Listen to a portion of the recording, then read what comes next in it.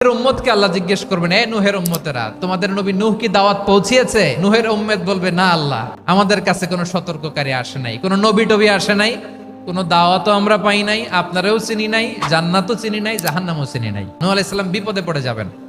তখন আল্লাহ বলবেন, নূহ তুমি বললা পৌঁছিয়েছো, তোমার উম্মত বলে কিছু পায় নাই। নূহ তোমার কি কোনো সাক্ষী আছে? নূহ আলাইহিস সালাম বলবেন, আছে। কে? উম্মতে মুহাম্মাদি। তখন আমরা বলবো, আল্লাহর নবী নূহ আলাইহিস সালাম তিনি আপনি যা যা বলেছেন ঠিক তা তার উম্মতের কাছে পৌঁছে দিয়েছে।